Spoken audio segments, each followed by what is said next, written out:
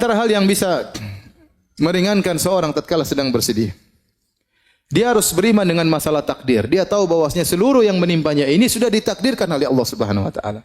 Tidak mungkin dia hindari. Nabi sallallahu alaihi wasallam ya mengatakan, "Ma asabaka lam yakun liyukhti'ak, wa ma akhta'aka lam yakun liyusibak." Apa yang menimpamu tidak bisa kau hindari. Dan apa yang terhindar darimu tidak mungkin menimpamu. Ini sudah pasti ya. Inna Allah kataba maqadir al-khalaiq qabla an yakhluqa as-samawati wal ard bi 50 alf sanah. Sungguhnya Allah mencatat takdir seluruh makhluk, termasuk Anda ini makhluk. Takdir Anda telah ditulis oleh Allah secara detail, masing-masing kita secara detail. Ya, dari masih nutfah sampai meninggal dunia sudah dicatat oleh Allah dengan detail dan Anda tidak akan keluar dari takdir tersebut. Ya. Bahkan Allah catat tersebut 50.000 tahun sebelum Allah ciptakan langit dan bumi, bukan sebelum 50.000 tahun sebelum ente diciptakan, enggak. 50.000 tahun qabla an yakhluqas samawati wal ard, sebelum Allah ciptakan langit dan bumi. Kata Nabi sallallahu alaihi wasallam, rufi'atil aqlam wa jaffatis suhuf. Pena-pena sudah diangkat dan lembaran sudah kering, tidak ada perubahan. Maka mau tidak mau Anda tidak akan bisa menghindar dari musibah tersebut. Karena musibah tersebut sudah tercatat bagi Anda. Tinggal bagaimana Anda menghadapi musibah tersebut. Kalau Anda menghadapinya dengan sabar, fa anta ma'jur, maka engkau dapat pahala. Tapi jika engkau menghadapinya dengan tidak bersabar, fa anta ma'zur, engkau dapat dosa. Tetap saja tidak terhindar. Mau diapain? Sekarang kalau ada misalnya seorang ibu anaknya meninggal dunia, kemudian dia meronta-ronta, menangis-tangis, apakah anaknya bisa hidup kembali? Enggak bisa. Percuma. Tinggal di hadapan dia mau meronta-ronta, dapat dosa, dia bersabar, kesedihan ada. Nabi pun bersedih. Tapi dapat pahala. Tinggal dia pilih yang mana. Dan tidak akan merubah kondisi. Tidak akan merubah kondisi. Seandainya kalau dia meronta-ronta, menangis-tangis, anaknya hidup kembali, silakan meronta-ronta. Tapi tidak ada. Tidak bisa. Sebagian ibu-ibu, subhanallah, saya dengar berita sedih sekali. Saya tahu ada seorang wanita, ya sudah ngaji, kemudian sampai bercadar, kemudian anaknya meninggal. Kemudian dia teriak-teriak, dia marah-marah. Kembalikan anakku, kembalikan. Tidak terima. Ya subhanallah. Inilah ujian, ya. Inilah ujian. Memang berat. Siapa yang bilang ringan? Berat sekali. Tapi anti diuji agar anti mencapai derajat yang tinggi, mendapatkan pahala yang besar.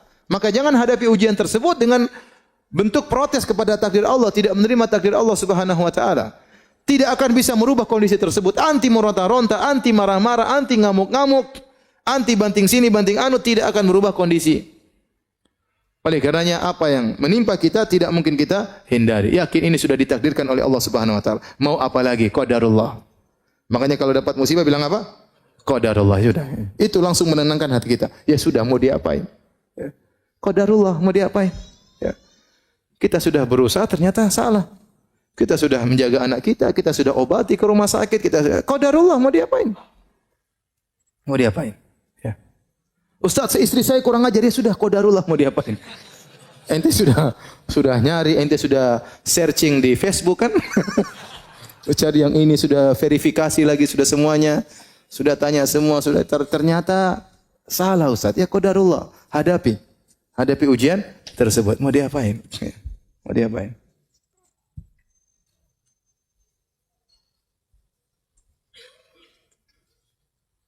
Bisa ada seorang, dia hitam, kemudian tapi dia tinggi. Kemudian dia ingin menikah dengan perempuan yang cantik, meskipun pendek putih, supaya anaknya apa? Tinggi dan putih. Ternyata qadarullah.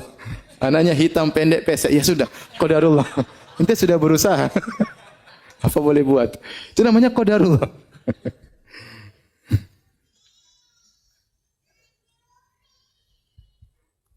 Jadi yang paling mudah membuat orang sabar adalah yakin bahwasanya semuanya sudah ditakdirkan oleh Allah Subhanahu wa taala.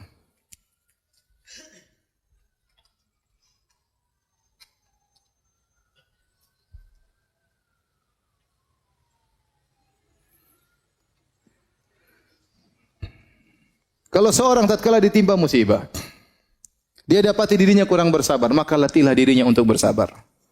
Kalau dia latih dirinya untuk bersabar, dia akan bersabar. Kata Nabi sallallahu alaihi wasallam, innamal hilmu bittahallum wa innamal ilmu bitta'allum. Ya, wa man yatasabbar yusabbirhullah. Barang siapa yang berlatih diri untuk bersabar, Allah akan buat dia sabar. Tadinya merontak, ingin memberontak, ingin berteriak, sabar. Sabarkan diri. Latih diri kita. Setiap ada masalah langsung qadarullah. Inna lillahi wa inna ilaihi raji'un. Langsung ucapkan tersebut. Meskipun jengkel, meskipun marah. Itu kalimat luar biasa. Kalau kita kena musibah, kita bilang qadarullah, itu langsung buat hati kita tenang. Kita langsung bilang inna lillahi wa inna ilaihi raji'un. Semuanya kita ini milik Allah. Mobil kita, rumah kita, harta kita, anak kita semuanya milik Allah. Kalau Allah ingin ambil terserah. Inna lillahi wa inna ilaihi raji'un. Itu membuat kita benar-benar sangat mudah untuk bersabar. Maka latih diri untuk bersabar. Kata Nabi SAW, man yatasabbar yusabbirullah. Barang siapa yang melatih dirinya untuk bersabar, maka Allah akan mudahkan dia untuk bersabar. Kemudian di antara hal yang membantu kita untuk mengurangi kesedihan, perbanyak berzikir kepada Allah Subhanahu wa taala. Dan ini Allah perintahkan kepada Nabi sallallahu alaihi wasallam. Ya. Fasbir ala ma yaqulun wasabbih bihamdi rabbika qabla tulu'i syamsi wa qabla ghurubiha. Kata Allah Subhanahu wa taala, sabarlah engkau wahai Muhammad atas apa yang mereka ucapkan.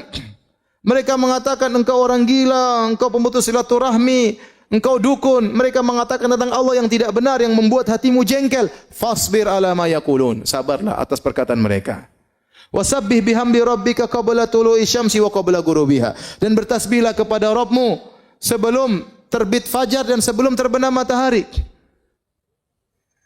Sebelum terbit matahari dan sebelum terbenam matahari, waktu subuh, sebelum subuh bangun, zikir pagi petang, zikir kepada Allah. Itu menghilangkan kesedihan.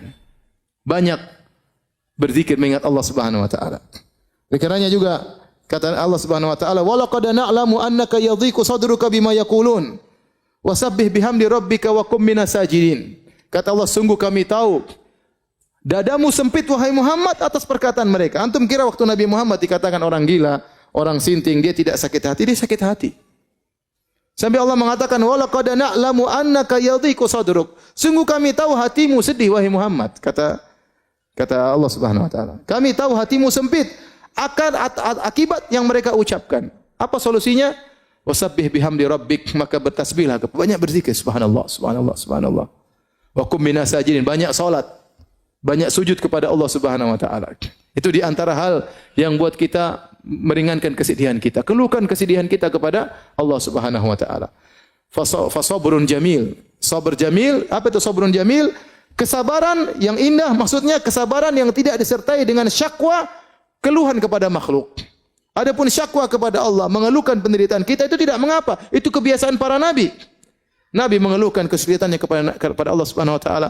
Nabi Yakub mengatakan, "Inna ma ashku bathi wa husni ila Allah." Aku mengeluhkan kesedihanku, ya kegelisahanku, penderitaanku hanya kepada Engkau ya Allah. Semua para anbiya mereka mengeluhkan kepada Allah Subhanahu wa taala. Nabi Zakaria, "Rabbi inni wahanal 'azmu minni washta'ala ar-ra'su syaiba wa lam akum bidu'aika rabbi syaqiyya." Ya Allah, aku sudah tua, tulangku sudah rapuh. Aku masih ingin punya anak. Aku tidak pernah putus asa dari berdoa kepada Engkau. Seorang tatkala ditimpa dengan kesedihan, banyak bertasbih, banyak berzikir. Ala bi dzikrillah tatmainnul qulub. Ketahuilah dengan berzikir kepada Allah, maka hati menjadi tenang. Jangan terlalu banyak syakwa kepada orang lain. Sekarang model zaman sekarang ini sedikit-sedikit mengeluh di Facebook, status berubah-ubah terus. Ini yang saya lihat, aduh. Terkadang di penuntut ilmu terkadang begitu. Terkadang ustaz begitu. Ya akhi, subhanallah, ribut sama istrinya, kemudian dia perang status di Facebook. Kita yang lihat malu. Anda sedih, percuma Anda sampaikan di status, tak ada faedahnya. Keluhkan kepada Allah, bangun malam berdoa kepada Allah, banyak zikir, itu yang bisa menghilangkan kesedihan Anda, mengurangi kesedihan Anda. Pun Anda status, apa orang-orang belum tentu membantu. Orang mungkin malah mengejek, orang mungkin malah merendahkan ente.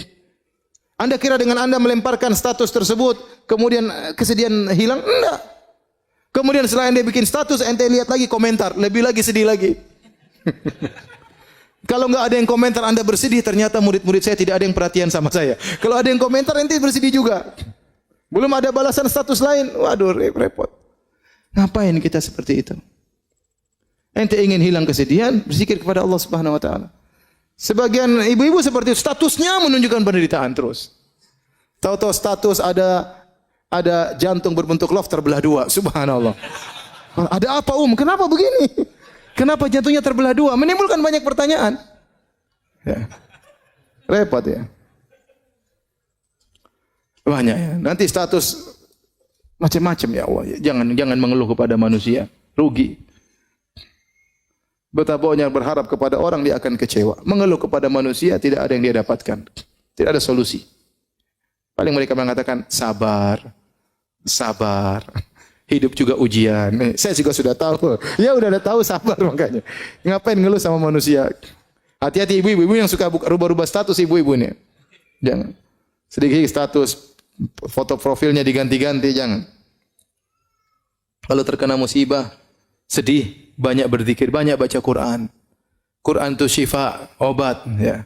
Orang kalau baca Quran apa dalam doa Nabi sallallahu alaihi wasallam, Allahumma ya apa namanya doa melanggasin anta ja'al Qur'ana rabi'a sadri wa apa ya Allah jadikan Al-Qur'an sebagai penyejuk hatiku ya.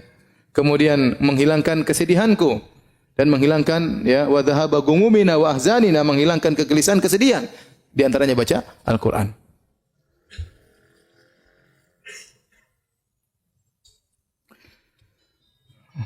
Kemudian di antara hal yang membantu kita untuk menghilangkan kesedihan, yaitu jangan memutar kembali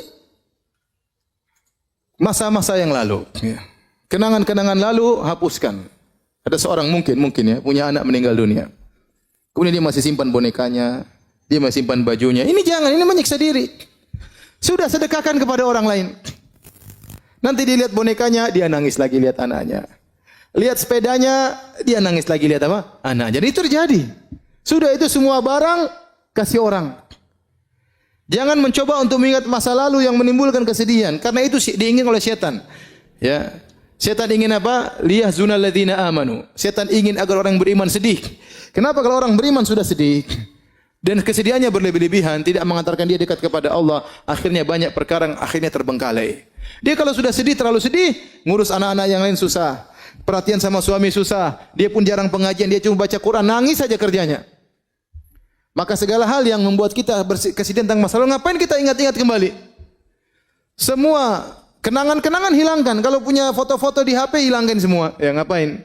Nanti lihat, nangis lagi. Tiba-tiba, nangis lagi. Ya enggak usah. Enggak usah. Baik tentang orang tua kita, baik tentang anak-anak kita, yang sudah lalu biarlah berlalu. Ya. Ngapain kita menjebak diri kita pada kesedihan yang lalu yang tidak mungkin kita perbaiki lagi, mustahil, tidak mungkin kita kembalikan lagi, mustahil. Ya sudah, maka segala hal yang membuat kita teringat dengan masa lalu, kesedihan yang berkepanjangan maka hendaknya kita hindari. Kemudian jangan lupa ya untuk menghadiri majelis ilmu, di antara zikir yang menenangkan hati majelis ilmu, dengar pengajian tentang kesedihan, ya. Tentang tawakal, tentang sabar, tauhid, terutama pengajian tentang tauhid. Dengar bagaimana Tuhan kita, bagaimana Allah Subhanahu wa taala, bagaimana Allah melakukan semuanya dengan hikmah. Ya, bagaimana Allah terkadang menguji hamba-hambanya, baca kisah-kisah orang terdahulu. Dengar pengajian tentang bagaimana kisah para ulama diuji sehingga kita tahu bahwasanya kita ini diuji tidak ada apa-apanya dibandingkan dengan mereka. Ya. Dan ini membuat kita lebih ringan kesedihan kita. Kemudian jangan lupa perkara yang penting tatkala kita terkena kesedihan, berusaha membantu orang lain. Berusaha membantu orang lain. Oleh karenanya Al-Imam As-Sa'di, gurunya Syekh Utsaimin rahimahullah taala pernah berkata, dia mengatakan, dua pokok kebahagiaan adalah pertama ikhlas kepada Allah, yang kedua membantu orang lain. Ini dua pokok kebahagiaan. Anda kalau ingin bahagia lakukan dua ini. Pertama ikhlas. Berusaha dalam segala kegiatan ikhlas karena Allah, bukan mencari komentar manusia, bukan karena kepentingan duniawi, bukan untuk melihat ya like atau dislike, tidak peduli. Saya mencari komentar Allah Subhanahu wa taala. Kapan Anda bisa ikhlas dalam segala kegiatan Anda, maka Anda akan meraih kebahagiaan. Yang kedua, membantu orang lain. Setiap kita bantu orang lain, maka Allah akan berikan kita kebahagiaan. Allah berfirman, ya. Ya ayyuhalladzina amanu, idza qila lakum tafassahu fil majalisi fafsahu yafsahillahu lakum. Bahkan perkara yang mungkin tidak butuh biaya membantu orang. Kata Allah, ya wahai orang yang beriman, jika dikatakan kepada kalian lapangkan majelis supaya atau rapatkan supaya orang bisa masuk duduk bersama antum di masjid, maka berilah kelonggaran bagi mereka. Yafsahillahu lakum, maka niscaya Allah akan berikan kelapangan bagi kalian. Kata para ulama termasuk kelapangan dada. Kelapangan dada. Ya, padahal tidak butuh biaya sehingga orang datang silakan duduk samping saya. Itu ente bikin begitu, ente dapat apa? Kebahagiaan. Nggak usah jauh-jauh, kita sholat Jumat misalnya. Sholat Jumat, full masjid rame. Ada orang bingung cari apa? Cari tempat. Kemudian kita, sini, kita rapat-rapat sedikit. Silakan, sambil antum tersenyum. Dia kemudian berdiri samping antum. Itu Allah kasih kebahagiaan bagi antum. Begitu saja. Sebaliknya, kalau antum kemudian bawa sajadah sendiri, sholat Jumat, terus kaki ente lebarin. Ente sudah siap mau datang, ente nggak mau. Dia mau sampingin ente semakin lebarin. Pasti ente dapatkan hati ini jengkel, grundel. Allah bikin hati ente menjadi apa? Sempit. Berbuat baik kepada orang lain pasti mendatangkan kebahagiaan. Antum lihat orang di jalan, orang menyeberang, orang lagi sibuk-sibuknya, ente sempatkan waktu ngantar orang kakek tua tersebut sebentar. Berhentikan kemudian antum berjalan mengantar orang tersebut. Allah pasti kasih kebahagiaan. Ya, ini asal kebahagiaan adalah membantu orang lain. Di saat-saat kita penuh kesedihan, jangan lupa kita memberi kebahagiaan kepada orang lain. Niscaya kesedihan tersebut akan dikurangi oleh Allah Subhanahu wa taala. Ya. Oleh karena saya katakan manusia paling berbahagia adalah siapa? Adalah Rasulullah sallallahu alaihi wasallam. Kenapa? Dia selalu menebar kebahagiaan bagi orang lain. Siapapun yang minta bantuan kepada Nabi, maka Nabi pun membantunya sebisanya. Itulah Rasulullah sallallahu alaihi wasallam. Maka cobalah kalau kita ditimpa kesedihan, bantu orang lain. An-nafa'al muta'addi. Bantu orang lain, maka insya Allah akan berikan kebahagiaan bagi kita.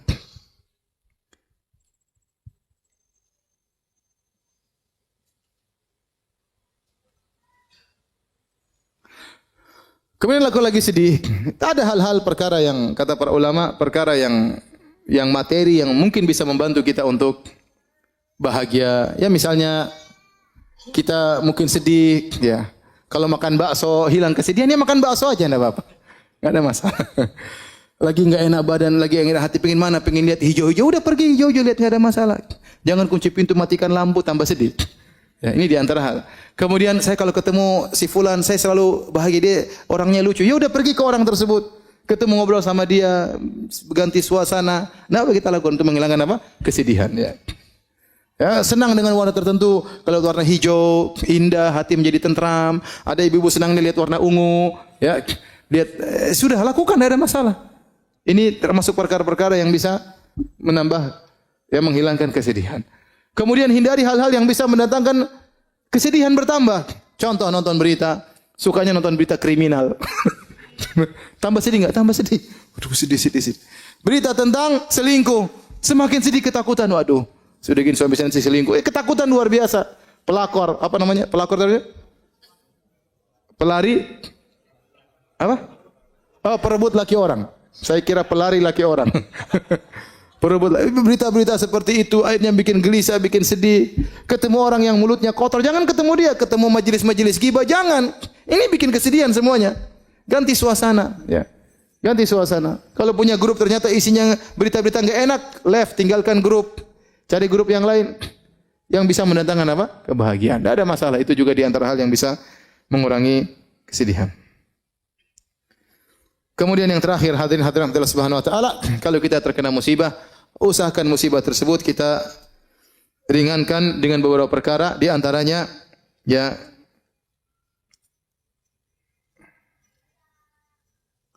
ingat musibah yang lebih berat daripada yang kita alami, ya. Kalau kita terkena musibah, misalnya ada seorang tangannya terluka, kemudian dia memuji Allah, alhamdulillah. Kenapa ente memuji Allah? Alhamdulillah, bukan di lisanku. Coba kalau lidahku yang luka, bukan di mulutku, bukan di wajahku, seperti itu. Ya. Ada seorang salaf yang kemudian kakinya luka, maka dijunguk oleh seorang, kemudian dia mengatakan, alhamdulillah, yang membiarkan dirimu masih lebih banyak daripada yang hilang. Yang hilang satu kaki, badan masih lengkap, mata masih bisa melihat, ya. Kemudian badan masih ada, ya. Masih banyak musibah yang lebih berat daripada yang kita alami. Maka dengan begitu kita menjadi lebih ringan. Seorang misalnya, maka ada seorang wanita pernah, dia lagi sedih, dikasih kertas. 2. Satu kamu catat tentang apa yang diambil oleh Allah, satu kamu catat tentang apa yang Allah berikan padamu. Coba, misalnya seorang kecurian, taruhlah mobilnya dicuri sama orang. Dia isi di catatan tersebut, mobil dicuri, nilai 400 juta. Terus dia catat yang Allah berikan sama dia banyak sekali. Istri, harganya berapa istri? Mahal istri. Anak-anak ini mahal, rumah, kemudian mobil yang lain masih ada, kesehatan. Ini kalau dikalkulasikan duit banyak sekali. Iya. Banyak. Makanya di antara hal yang buat kita untuk meringankan musibah kita, kita ingat bahwasanya nikmat yang Allah berikan kepada kita jauh lebih banyak daripada yang Allah ambil dari kita. Jauh lebih banyak. Kalau antum suruh isi kertas, isi nikmat-nikmat Allah, antum tidak bakalan mampu. Terlalu banyak kenikmatan tersebut. Nikmat bisa masih mengaji, nikmat masih bisa ke masjid, nikmat masih bisa dengar pengajian, nikmat masih bisa baca Al-Quran, nikmat masih bisa sujud, nikmat masih bisa melihat berbagai keindahan. Diambil sebagian oleh Allah, tidak apa-apa. Ya sudah, itu namanya kehidupan. Hal ini mengurangi beratnya musibah yang kita hadapi. Di antaranya melihat kepada orang-orang yang penderitanya lebih parah daripada dia. Ya, antum lihat ya. Kita ini masih penuh kenikmatan. Coba lihat di negara-negara lain ya. Negara lain seperti di Suriah. Ada sampai orang mengatakan, saya ya berapa tahun lalu saya masih buka puasa sama keluarga saya, sama kakak, sama adik, sama ini. Sekarang yang satu di Afrika, yang satu di Asia, yang satu di mana, yang satu di mana, subhanallah, gara-gara perang. Semuanya tercerai-berai, ya. Oleh karenanya nikmat yang kita rasakan sangat luar biasa. Sekarang kita di Indonesia masya Allah mau dakwah di mana-mana masih bisa pengajian, ketemu tetangga juga masih bisa. Alhamdulillah masih banyak kenikmatan. Orang lain masih banyak ujiannya lebih berat. Maka betapapun kita terkena musibah pasti ada orang lebih berat daripada kita. Seorang yang misalnya dia tidak punya kendaraan, hanya punya sepeda. Ya lihat ke bawah masih banyak orang yang tidak punya sepeda masih jalan kaki. Lihat ke bawah lagi masih ada orang yang tidak bisa jalan kaki bahkan naik kursi roda tidak bisa jalan. Ada yang tidak bisa naik kursi roda terduduk di rumahnya nggak bisa apa-apa. Masih ada orang yang seperti itu. Maka semakin kita lihat orang yang lebih parah daripada kita, maka insya Allah mengurangi penderitaan musibah yang kita hadapi. Kemudian kita selalu bertafaul, yaitu optimis bahwasanya betapapun lama musibah yang kita alami pasti ada jalan keluar. Inna ma'al usri yusra. Pasti ada jalan keluar. Di balik kesulitan ada kemudahan. Namanya mendung tidak selalu mendung. Namanya musim panas tidak selalu musim panas. Akan datang musim apa? Dingin. Ya. Ya, tidak selama musim kemarau. Musim kemarau semakin parah. Penghujungnya adalah musim apa? Penghujan. Kegelapan yang semakin gelap kegelapan menuju kepada terbitnya fajar. Jadi maksud saya, kita senantiasa optimis ya. Namanya begitulah kehidupan. Nanti akhirnya kesedihan-kesedihan tersebut jadilah tinggal cerita. Dulu begini ya. Dulu begini. Ya, bahwasanya musibah tersebut tidak akan selama-lamanya. Dan itulah tabiat daripada kehidupan, datang kesedihan, datang kesenangan. Taib hadirin dan hadirat Allah Subhanahu wa taala, inilah yang bisa saya sampaikan ya. Bahwasanya tatkala kita dikasih musibah kita bersabar. Sampai ada seorang penyair berkata, sungguhnya Allah menyiapkan istana di surga. Yang istana tersebut isinya adalah kesedihan. Isinya adalah kegelisahan. Dipagari dengan penderitaan. Yang bisa masuk hanya dengan membawa kunci kesabaran. Oleh karenanya seorang ya dunia ini tidak ada yang tidak diuji. Ya, antum diuji, ustaz juga diuji. Ujian berbeda-beda ya. Ujian berbeda-beda. Tidak ada yang tidak diuji oleh Allah Subhanahu wa taala, tinggal bagaimana kita menghadapi ujian tersebut. Terkadang ada ujian yang sama dihadapi oleh dua orang, yang satu dengan tentram, yang satu penuh penderitaan, gelisah menangis, yang satu dengan tentram menghadapinya. Kenapa? Imannya berbeda. Padahal ujiannya sama.